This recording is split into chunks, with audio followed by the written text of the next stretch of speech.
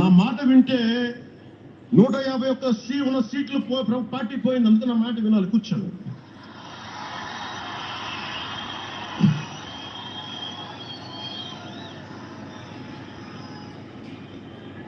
ముందుగా నేను 11 సంవత్సరాల క్రితం పార్టీ పెట్టినప్పుడు, ఈరోజు మీకు డేటాలు చెప్పను, ఎన్డీఏ ప్రభుత్వం గురించి వీటిని చెప్పలేదు.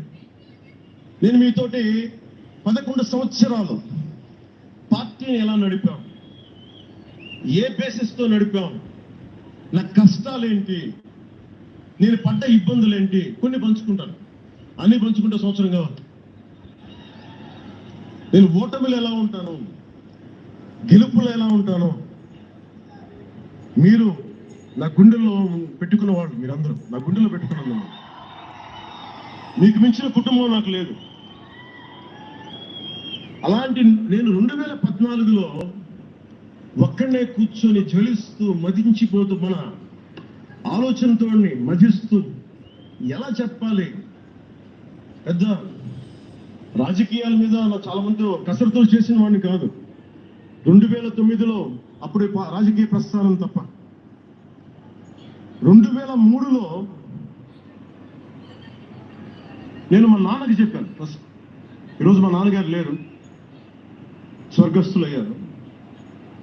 మా నాన్నకి మా అమ్మకి 2003లో చెప్పాను, అమ్మ నేను ఒకరోజు పాలిటిక్స్కి వెళ్తాను. మా అమ్మయ్య మా నాన్నకి నచ్చల మాట. శుభ్రమైన కెరీర్ పెట్టుకొని పిచ్చేంట్రో నీగానే. కానీ నేను చెప్పలేకపోయినా ఆ రోజున. నేను సినిమాలని దృష్టిలో పెట్టుకొని ఎదగలేదు, సమాజాన్ని దేశాన్ని దృష్టిలో పెట్టుకుని ఎదిగాను. సినిమా నాకు ఉపకరణం అయింది, కానీ సినిమా నా జీవితం కాదు. చెప్పలేకపోయినా ఆ రోజున. నన్ను చాలా మంది, మీరు అందరికీ నాకు గద్దరన్న ఎలా పరిచయం అనుకున్నారు మీరు? రాజకీయాల ద్వారా కాదు. గద్దరన్న ఖుషీ సినిమా చూసి మా అన్నయ్య గారిని పట్టుకొని మా అన్నయ్య గారి దగ్గరికి వచ్చి, మా పెద్దన్నయ్య గారి దగ్గరికి వచ్చి, మీ తమ్ముడిని కలవాల్సిందే నేను. మా అన్నయ్య ఫోన్ చేశాను, అదే నేను గద్దర గారు కలుస్తారంటాను. నాకు గద్దర గారు అంటే ఇష్టం చిన్నప్పటి నుంచి, మా నాగబాబు గారి దయ వల్ల. సరే కలిస్తే ఆయన ఎంత క్షుణ్ణంగా ఆయన పరిస్థితి చెప్పాడంటే, అదే నువ్వు దేశం కోసం సమాజం కోసం ఆలోచించేవాడివి. నీ ఏ మేరా జహా అనే పాటలో నువ్వు భరతమాతని సంఖ్యలలో బంధించి పెట్టావు కదా, నీ భావం నాకు అర్థమైందిరా. నువ్వంటే నాకు ఇష్టం రా తమ్మి చెప్పి ఆ రోజు నుంచి మాకు స్నేహం. అది నాకు అన్న తమ్ముడ బంధమైంది అని చనిపోయాను. అలాగే 2006లో నేను విపరీతంగా ఒక పిహెచ్డి కోసం, ఒక స్కాలర్ ఎలా చదువుతాడో పుస్తకాల మధ్యలో సినిమాలు చేశాను. అందుకే నా సినిమాలు మీకు నచ్చి ఉండకపోవచ్చు ఆ రోజున. కానీ నా జ్వలనాన్ని ఎక్కడో ఢిల్లీలో కూర్చొని ఒకళ్ళు,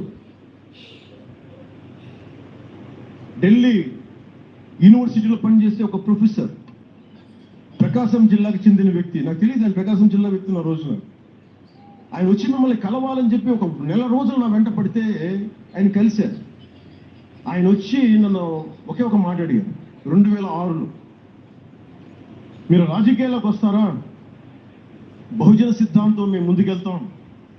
చాలామంది అడిగి నన్ను పంపించారు, మీరు సంసిద్ధం అంటే నేను మాట్లాడతాను, నేను కదుపుతానంటే ఆ రోజున నాకు ఇంకా మెచ్యూరిటీ లేదు. ఒక కుటుంబాన్ని నడపడానికే చాలా శ్రమ పడాలి. ఒక కుటుంబాన్ని ఏకతాటిపైన తీసుకురావాలంటే నేను కష్టపడాలి. ఒక సినిమా చేయాలంటే నేను ఇంత కష్టపడాలి.